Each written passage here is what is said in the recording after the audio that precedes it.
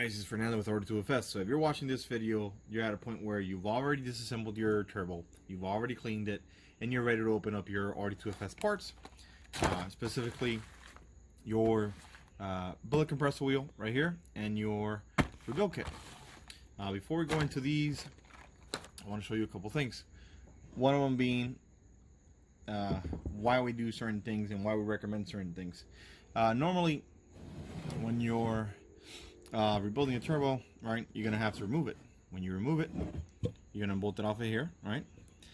And then obviously you're gonna find yourself with what's called the exhaust pipe pressure valve, right? Which is this guy right here.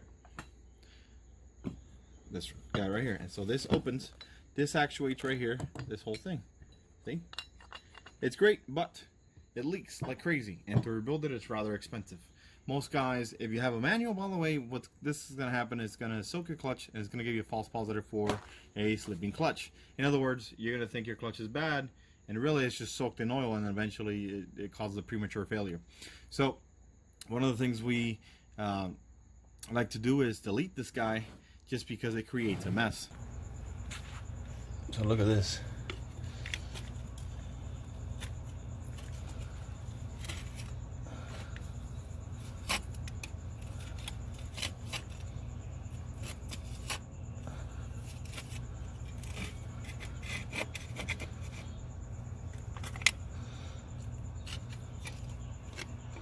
Right? We delete it with this guy. This is our delete kit right here. That being said, we take the time. I personally take the time and I seal this puppy up, and I put a tamper proof on it, so you guys know that as soon as you receive it, it is good to go. That being said, the next option, or the next part that we have in our EVV delete kit is, or that comes with the kit, it is the high flow outlet. We get this asked a lot. What is the EVV delete kit? What does it entail? Number one, you delete the shaft, right?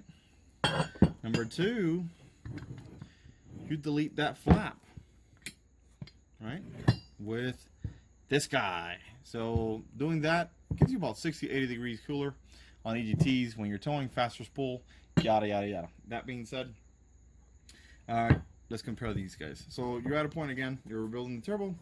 We're at a point where you get your box, your billet wheel. We open this guy up. All right. We open this guy up, right? And so you see this beautiful artwork right here. All right. Is our billet compressor wheel, as you see here, compared to what's normally known as the stock GTP38 wheel. This wheel is extremely prone to surging. That's one of the reasons why we like to upgrade the wheels.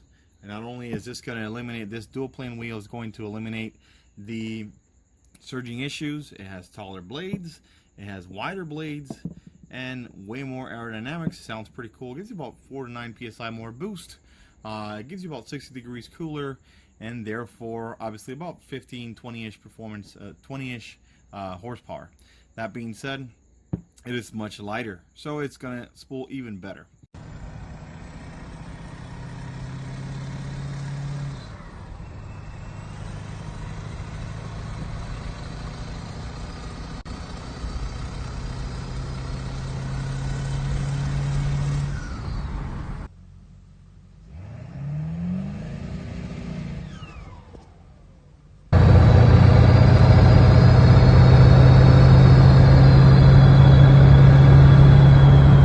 The next thing that we're going to look at is the billet compressor wheel and rebuild kit. When you buy both of these together, you save about $20.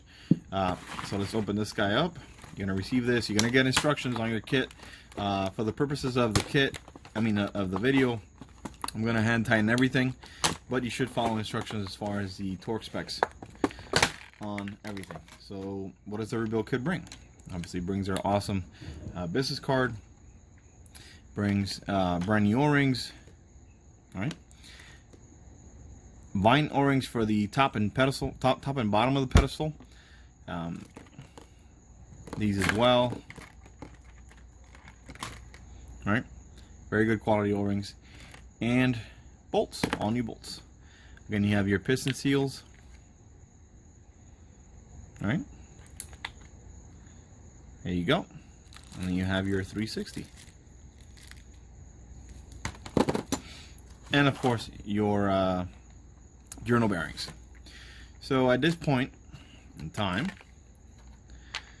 gotta grab some oil to lubricate all the stuff, but ideally, you've already cleaned most of these things.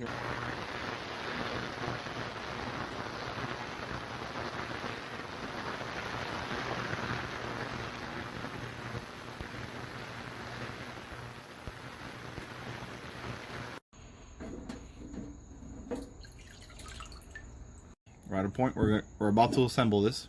It's already clean. Alright. All this stuff is clean. Again, we clean the, very important to clean this part of the turbine wheel and shaft right here. This is where that piston seal is going to go onto, and you don't want any carbon buildup right here. Very, very important. Otherwise it's going to leak, otherwise it's going to fail and not function like it should. The next thing is the center cartridge. If you can take care of this guy and clean under here, I recommend it. Grab yourself a brush, clean all this stuff right here. This is where the exhaust piston seal seals. Very important. If you guys have a failure where the wheels or something fails, and you see this guy has a groove here, right? But you see just marks or just, you know, just crazy scratches, which is unlikely, but if you see them, you got to replace this guy. Same thing for the backing plate. If you guys see crazy just scratches or gouges or something like that, you got to replace this stuff. We now have these new on the website. You got to replace it, otherwise you're gonna leak oil.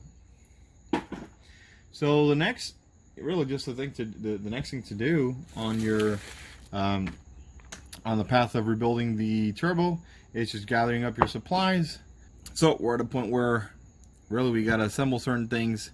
So the first couple things you're going to need is your center cartridge, your turbine wheel, and then now what we're going to do is we're going to add this piston seal or piston ring. So it's just a matter of working this thing in there. But actually, let me get a piston ring clamp, or not clamp, pliers. You can do this with your hands, but I prefer to do this with the pliers. All right, we're back. So what I like doing with this guy is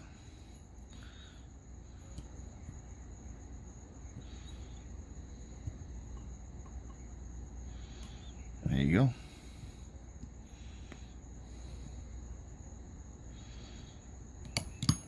There you go, perfect. Come on. There you go. Alright, now we're gonna lubricate this guy off camera here. Alright, you want to add oil on that gap right there. Alright, move this puppy around.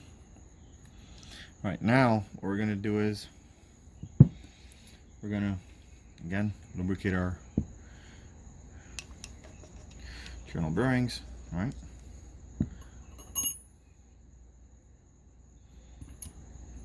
First guy in, your oil slinger, right, or your spacer, your other bearing, right. And now this is the tricky part. A lot of guys like to mess this thing up because they just want to force this thing in here, and obviously you gotta spin it around as you're pushing in. Put a little bit of lubrication, and now this is the trick I've learned, or I guess my method of doing it is you go in here, do this, right? See that piston ring has to go in there. So now as we're twisting this, there you go. See that? So now we got to assemble our center cartridge and turbine on the actual turbine housing or exhaust housing.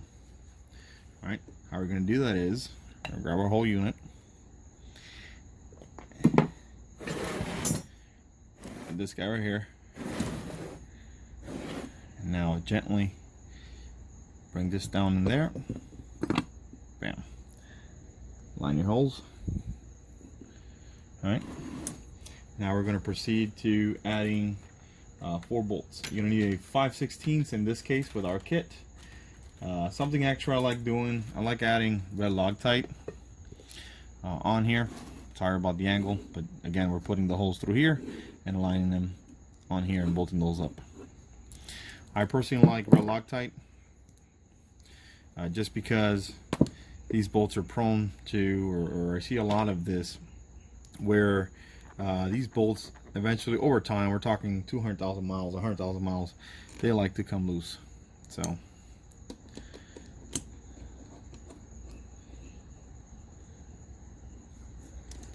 just again, this is hand tight. You should always follow the torque specs, but for video purposes,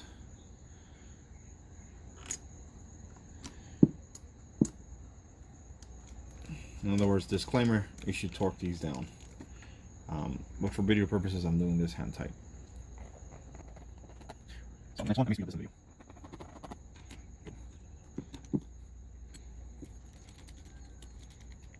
Alright, so got this going in.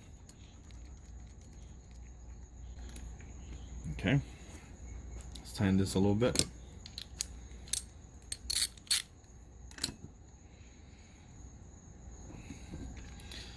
That was like going in a cross pattern.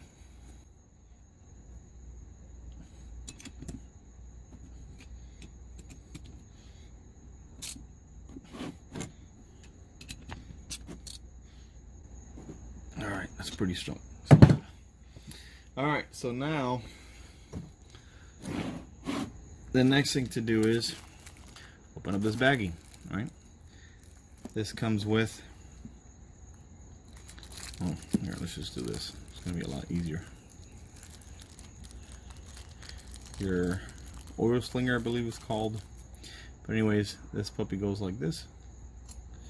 Here, let me bring that guy. This guy goes through here. All right. Now, this guy right here, right, requires another piston seal or piston ring. So a lot of guys usually mess this up as well. They usually just bend the hell out of these. I don't know why, but I like to start off from the back. See, right here, from the back part. And we're going to work it with the thumbs. There you go, till it fully expands in with your nails. See, put that guy in. Again, lubricate that by the piston. Alright, fairly lubricated. Now we're going to grab our backing plate. Right, that piston seal seals against that little part right there. We'll grab this guy, right? We're gonna spin in. It should click. There you go. Verify that it's good. See?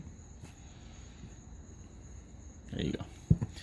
So now we're gonna go ahead and add our 360. It only really goes one way. There you go. Again,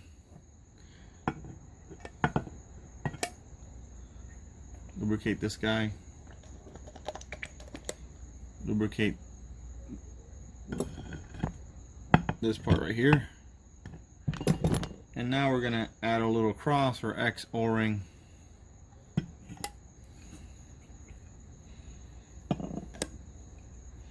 on the backing plate.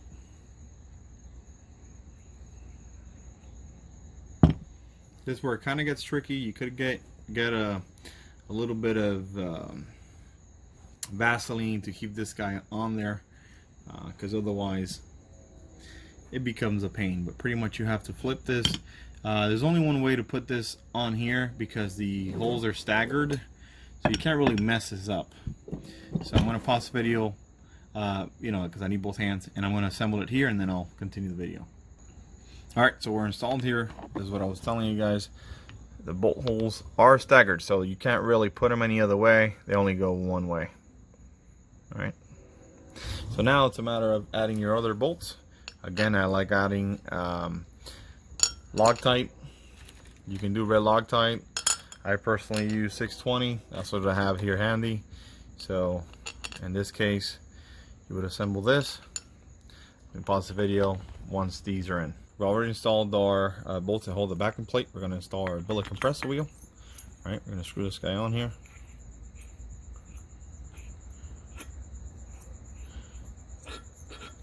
There you go. So now we're going to hold the back side while we put this guy in. Alright, so now that we're here and you hand tighten it, we're going to get a 13 millimeter. Alright, we're going to hold the back, obviously. Be careful, very sharp. And after it's hand tight, we're going to go about quarter of a turn. So in other words, from 12 o'clock to 3 o'clock. That's how much we're going to tighten this by hand. We're definitely going to have to hold it back.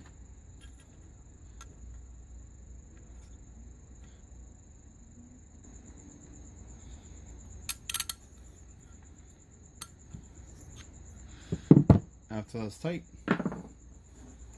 it's a matter of putting our compressor O-ring, compressor outlet, or yeah. All right, so for this section, it's kind of tricky. After we're going to lubricate the O-ring first, then install it. Then after that, we're going to use an O-ring pick, kind of walk around the whole O-ring, make sure it's not twisted or anything like that, and that should be it as far as that part. After you install the O-ring, it should look something like this. Then we're going to go ahead and put our compressor housing. Quick way to line this up, if you look at this part right here, all right, it lines up with this part. So just grab it right here. There you go. Well, I gotta put this guy down first, but there you go. Oh yeah. Let me put these bolts down and I'll grab the video again. So now this guy's pretty much assembled with our billet compressor wheel.